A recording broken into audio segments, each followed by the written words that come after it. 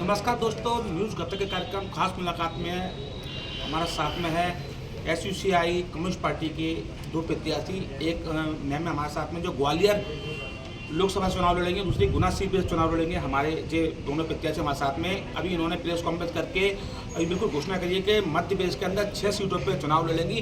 तो सबसे पहले हम बात करेंगे हमारे जो लोकसभा के प्रत्याशी गुना सीट पर। आपके क्या नाम है आपका और किस तरह की आपकी तैयारी है? मेरा नाम मनीष श्रीवास्तव है और गुना शिवपुरी संसदीय क्षेत्र से मैं चुनाव लड़ रहा हूँ एसयूसीआई कम्युनिस्ट पार्टी की ओर से। और हम लोगों का जिस तरीके से किसानों के बीच में और हमारे इसमें 8 विधानसभा हैं, उनके अंदर जो मुख्य कमियाँ हैं, विशेषकर किसानों के लिए जो सिंचाई की सुविधाएं होना चाहिए, जो स्वास्थ्य की सुविधाएं होना चाहिए, चिकित्सा और शिक्षा के क्षेत्र में भी कई सारी कमियाँ हैं। उसको लेकर हम लोग मुद्दों को लेकर चुनाव लड़ेंगे। कई राष्ट्रीय मुद्दे भी हैं जिनको लेके हम सरकारों की नीतियों को एक्सपोज करेंगे, जिस मकसद से हम देखने को मिल रहा है कि आपकी जो लोकसभा सीट है वहाँ पे भारतीय जनता पार्टी कद्दावर नेता ज्योतिराज सिंधिया केंद्रीय मंत्री चुनाव लड़ रहे हैं, तो कैसे चुनौती मानोगे तुम उनको अपनी? देखिए, नेता कोई भी हो और लेकिन जनता से बड़ा यहाँ पर कोई नहीं है लोकतंत्र के अंदर। और पिछली बार वो स्वयं हारे भी थे उसी सीट से, और हम सभी जानते हैं कि उनके पीछे भी एक बड़ा प्रचार तंत्र काम कर रहा है और उनको आगे लेके आ रहा है। लेकिन फिर भी हम लोग जनता के मुद्दों को उठाएंगे और उनकी जो पिछले दौरान जो जन विरोधी नीतियाँ हैं उनसे लोगों को परिचित कराते हुए हम लोग चुनाव करेंगे। क्या कमी है केंद्र में ज्योतिराज सिंधिया या भारतीय जनता पार्टी की, जिनको आप उजागर करोगे किन मुद्दों के साथ में चुनाव लड़ोगे? सबसे बड़ा ये कोई क्या तो मुद्दा आपके पास में? देखिए, जिस तरीके से भारतीय जनता पार्टी अभी जो ध्रुवीकरण कर रही है, सांप्रदायिकता को बढ़ावा दे रही है, ये माने ठीक नहीं है। और इसकी आड़ में जो पूंजीपतियों कॉर्पोरेट परस्त नीतियाँ जो लेकर आ रही है, हम सभी देख रहे हैं कि आज अगर विकास की बात कर रही है, विकास बहुत ज़्यादा हुआ है, देश डेवलप हुआ है, स्मार्ट देश बना हुआ है, डिजिटल इंडिया बन रहा है। देखिए, विकास हो रहा है चंद पूंजीपतियों का। हम लोग देख रहे हैं, अच्छी तरीके से जानते हैं कि चंद पूंजीपतियों की संपत्ति में कई गुना बढ़ोतरी हो रही है और आम लोगों का जो गरीब मेहनतकश वर्ग है वो माने लगातार और गरीब होता जा रहा है। हंगर इंडेक्स में हमारा 103 नंबर है विश्व में, माने भुखमरी के मामले में। तो सोच कर देखिए कि विकास कहाँ हो रहा है। सिर्फ सड़कें चमाचम होने से माने विकास नहीं माना जाता। विकास की सही परिभाषा है कि उसके आम आदमी की जो दैनिक आय है, उसकी जीवन प्रत्याशा, ये सब कुछ बढ़ना चाहिए। आपने धर्म परिवर्तन की बात, धर्म की बात करी आपने।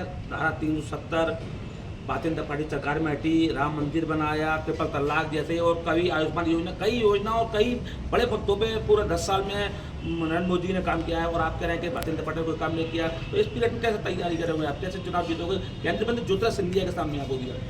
देखिए, भारतीय जनता पार्टी के ये जो मुद्दे बता रहे हैं, 370 हो, राम मंदिर बनाए, ये सब, लेकिन आप दूसरी तरफ देखिए, हजारों लाखों स्कूल बंद हुए, हजारों लाखों अस्पतालों को निजी किया जा रहा है, प्राइवेट मीटर लगाए जा रहे हैं, ये सब भी तो हो रहा है। माने 3000 बच्चे रोज भूख से मर रहे हैं। तो हम ऐसे में राम मंदिर को देखेंगे कि राम स्वरूप जो बच्चों को देखेंगे कि जो 3000 बच्चे भूख और कुपोषण से मर रहे हैं। तो हमारे जैसे एक सभ्य समाज में तो दुख की चिंता की बात है। हम यही मुद्दे लोगों को लेके आना चाहते हैं कि ये मुद्दा है। बाकी राम मंदिर है, 370, ये अलग मुद्दे हैं, लेकिन ये संवेदनशील मुद्दे। योजना भी बहुत सारी हैं, आयुष्मान योजना है, लाडली बहना योजना है। देश के प्रधानमंत्री बोल रहे हैं कि लाखों लोगों को राशन दे रहे हैं, लोग खिला रहे हैं। बहुत सारी योजनाओं के बखान हैं सरकार के पास में। देखिए, आप एक एक योजना को ले लीजिए, आप बारीकी से अगर विश्लेषण करेंगे तो वो सारी पूंजीपतियों के हित में है। आयुष्मान कार्ड योजना है, तो क्या कारण है कि सरकार इतना पैसा प्राइवेट हॉस्पिटलों को दे सकती है? इससे बदले में वो सरकारी स्ट्रक्चर को सुधार क्यों नहीं सकती? आप उज्ज्वला योजना ले लीजिए, उज्ज्वला योजना में उन्होंने रिलायंस जैसी गैस कंपनियों के ग्राहक बना दिए लोगों को। माने अगर सिलेंडर फ्री में दिए, लोगों को कनेक्शन नहीं दिए, नहीं दिए, धुआं राहत भारत करा उन्होंने। जो महिलाएं धुएं से आज भी वो गैस की राहत नहीं करवा पा रहे हैं। वो महंगी गैस हो गई, उसकी आड़ में 450 का सिलेंडर था, वो 1100 का हो गया। और वो पैसा भी उन्होंने सब्सिडी में से लिया है उनका, और उनको एक ग्राहक बना दिया रिलायंस कंपनी का। जो यूज नहीं करते थे उनको भी यूज करते। देखिए, तो जब सिलेंडर जब कनेक्शन मिलेगा तो रिलायंस का हो या किसी कंपनी का हो, किसी कंपनी को है भाई, आपको अगर शासन ने अगर आपको कनेक्शन दिया है तो चाहे रिलायंस का हो चाहे किसी हमने इंडियन का हो, वो तो आपको लेना ही पड़ेगा ना। तो उससे आप अंबानी, अडानी या रिलायंस की बात को कर रहे हो, वो तो कनेक्शन है ना, जहाँ से मिलेगा आपको भरना पड़ेगा। तो जब उनको दोबारा से गैस रिफिल भरवाने का उसके बाद क्षमता तो रखना चाहिए। उसको लगभग 2.5 गुना कर दिया। तो वो जब आपने दे रहे हो फ्री में, उसको भरवा नहीं पा रहा है, वो आज चूल्हे की टंकियाँ लोग बेच रहे हैं। तो इसको ऐसी योजना का आप क्या करेंगे? चलो उसको तो और कम करना चाहिए। जी बिल्कुल, हमारे साथ में थे गुना सीपी से चुनाव लड़े हमारे प्रत्याशी थे, और बिल्कुल उनका टक्कर मुकाबला जो है केंद्रीय मंत्री ज्योतिरादित्य सिंधिया था। उन्होंने बोला कि कोई उनको कोई चुनौती नहीं है, और पिछली बार चुनाव रहे थे और हम उनको कड़ी चुनौती देंगे। हमारे साथ में मैम में बिल्कुल ग्वालियर लोकसभा से ये इस बार चुनाव लड़ लेंगे, और ग्वालियर लोकसभा में तो काफ़ी अच्छा खासा सिंधिया जी का वर्चस्व है। और साथ ही ग्वालियर का डेवलप जो है लगातार देखने को मिल रहा है। एयरपोर्ट श्रीमंत सिंधिया जी ने बनवाया, और स्टेशन की बात करें, रेलवे स्टेशन की बात करें, ग्वालियर का जो डेवलप देखने को मिल रहा है सिंधिया की जन है। ऐसे में आप किस तरह से आप देखते हैं अपने आप को, कैसे क्या चुनाव लड़ेंगे, क्या रणनीति रहेगी आपकी? जी, इसमें प्रोपेगेंडा तो बहुत सारा है कि बहुत कुछ डेवलपमेंट हो रहा है ग्वालियर शहर का, लेकिन अगर वास्तविकता देखें तो जो स्थिति है कि ग्वालियर का जो रेलवे स्टेशन है, एक ही मेन जो रेलवे स्टेशन है उसका प्राइवेटाइजेशन किया जा रहा है, और जिस तरीके की नाकेबंदी उसमें जिस तरीके से की जा रही है, जितना उसमें रिकंस्ट्रक्शन चल रहा है, वो सारा पैसा तो जनता का लगाया जा रहा है, लेकिन उसको कुल मिलाकर बेच दिया जाएगा, वो प्रोसेस में है। इसी तरीके से जो यहाँ का डिस्ट्रिक्ट हॉस्पिटल है उसको पब्लिक प्राइवेट पार्टनरशिप में देने की घोषणा हो चुकी है। यहाँ का जो बिजली विभाग है उसको जो है प्राइवेटाइजेशन के रास्ते पर डाल दिया गया है, तो जनता का कुछ बच ही नहीं रहा है। तो ये हमारी एक बड़ी लड़ाई है। चुनाव तो अभी आए हैं, लेकिन हम लोग तो लगातार लड़ रहे हैं, चाहे वो बिजली उपभोक्ता एसोसिएशन के माध्यम से हो। हम लोग आम जनता को संगठित करके इसके खिलाफ एक ज़बरदस्त मूवमेंट खड़ा करने की कोशिश कर रहे हैं पूरे मध्य प्रदेश में। और इसी तरीके से ये जो आपका जो हॉस्पिटल्स को जिस तरीके से पब्लिक प्राइवेट पार्टनरशिप में देने की बात कर रहे हैं, 1000 बिस्तर का हॉस्पिटल बनाया मध्य प्रदेश के अंदर।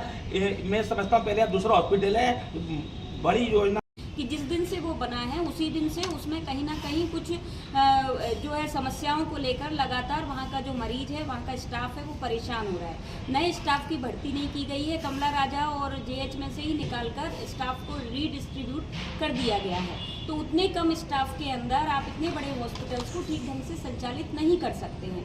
वहाँ पर जो है 4th क्लास जो कर्मचारी है उसको ठेके पर कर दिया गया है पूरे तरीके से। उसमें जो पैथ लैब हैं इनको ठेके पर दिया गया है। ये तो छोटे छोटे मुद्दे हैं ग्वालियर को लेके। आपका चुनाव लोकसभा है, आपकी सीधी टक्कर केंद्र सरकार से, मोदी जी साहब की टक्कर है। उनकी इतनी योजना है कि जिसका कोई तोड़ नहीं है। क्या कैसे उसको आप लड़ेंगे, कैसे उनके बीच में? इसको मूल रूप से अगर देखा जाए तो इनकी जो नीति है पूरे देश भर में ही, तो ये लोग निजीकरण की नीति को फॉलो कर रहे हैं आर्थिक क्षेत्र में, जिसको पहले कांग्रेस भी संचालित कर रही थी 91 से लगातार आर्थिक सुधार के नाम पर। उसी को भाजपा और बढ़ चढ़कर लागू कर रही है, जिसके तहत उसने देश के सारे जो सार्वजनिक उपक्रम हैं, जो देश की नवरत्न कंपनियां थी, उन सबको जो है ठेके पर चढ़ा दिया। एनटीपीसी, आपका जो तमाम जो इम्पोर्टेंट क्षेत्र है, रेलवे और तमाम जो जैसे खासतौर से जो ईंधन का क्षेत्र है, गैस सिलेंडर हो, पेट्रोल डीजल हो, सभी कुछ को प्राइवेट हाथों में बेचा जा रहा है। सबसे इम्पोर्टेंट जो खाने पीने की वस्तुएं हैं, उन 7 वस्तुओं को वायदा बाजार में डाल दिया है, जिसके कारण से आज महंगाई लगातार बढ़ रही है। तो ये जो सारे मुद्दे हैं, ये दरअसल जेन्युइन मुद्दे हैं, जनता के मुद्दे हैं, और इन पर जो आवाज़ उठने की ज़रूरत है, उसके लिए लोकसभा में भी जनता के प्रतिनिधियों का होना ज़रूरी है। अगर जनता ठीक ढंग से अपना चुनाव कर पाएगी तो वो अपने प्रतिनिधियों को भेज सकती है। बाकी सड़कों पर तो हम अपनी लड़ाई लड़ ही रहे हैं, जनता को जागरूक कर रहे हैं कि वो इन मुद्दों को समझ सके कि कांग्रेस हो या भाजपा या इनकी कोई भी गठबंधन, ये मूल रूप से आर्थिक नीति के मामले में बिल्कुल भी अंतर नहीं है, और ये लगातार एक ही रास्ते पर आगे बढ़ रहे हैं। पूरा विश्व आज हिंदुस्तान को एक ना प्यारी नेशन देख रहा है। हर देश हिंदुस्तान से दोस्ती करने के लिए बैठा हुआ है। मोदी जी ने वो काम कर दिया है, और आज की स्थिति में मध्य प्रदेश की बात करें, पूरे देश की बात करें, तो अपने इकोनॉमी कहीं ऊपर जगह जा चुकी है। मोदी जी लगातार डिजिटल इंडिया की बात करो, अब देश बदल रहा है। राम मंदिर 370, त्रिपतलाक, सीए और तमाम जैसे कई नए डिसीजन ले रही है सरकार, और कई योजना आ रही हैं, उज्ज्वला योजना, आयुष्मान योजना, और मोदी दे रहा है कि लाखों करोड़ लोगों को, तो गरीबों को तो वो राशन दे रहे हैं। कई योजनाएं सरकार कह रही है, तीसरी बार सरकार बनने आ रही है, और इस बार 400 पार।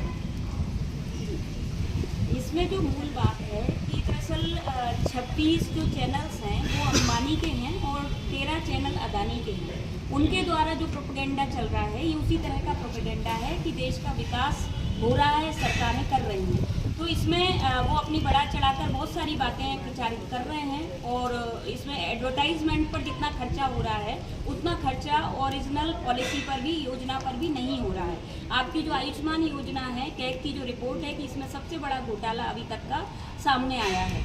तो ये जो योजनाएं हैं, ये दरअसल इनका प्रचार जितना ज़्यादा है उतना ये ज़मीनी स्तर पर लागू नहीं हो पा रही है। तो ये जो बात सरकारें कह रही है कि उनके जो मूल अधिकार हैं लोगों के, शिक्षा, स्वास्थ्य, बिजली, पानी जैसी जरूरी चीज़ों को हासिल करने का जो अधिकार है उसको छीनकर आप जो है कुछ कुछ टुकड़े जनता के सामने फेंक रहे हैं। आप पानी जैसी चीज़ को प्राइवेट कर रहे हैं, आप स्वास्थ्य जैसी चीज़ को प्राइवेट कर रहे हैं, आप राशन को जो है पूंजीपतियों के हवाले कर रहे हैं, उसको पूरा नियंत्रण मुक्त कर दिया गया, गैस सिलेंडर को नियंत्रण मुक्त कर दिया गया, उनके रेट तय करने का आपने जो अधिकार है वो कारपोरेट्स को दे दिया, पेट्रोल डीजल के रेट तय करने का अधिकार आपने कारपोरेट्स को दे दिया। आज स्थिति यहाँ पहुँच गई है महंगाई की कि आज जो गरीबी का जो स्तर है उसमें लगातार वृद्धि हो रही है। खुद मध्य प्रदेश के अंदर 36% लोग गरीबी रेखा के नीचे जीवन यापन कर रहे हैं। यहाँ आदिवासी आबादी सबसे ज़्यादा है और लोग भुखमरी का शिकार हो रहे हैं। आंकड़े लगातार बढ़ रहे हैं, 6 लाख बच्चियाँ यहाँ गायब हो रही हैं। यहाँ शराब की नीति सरकार ने जो चला रखी है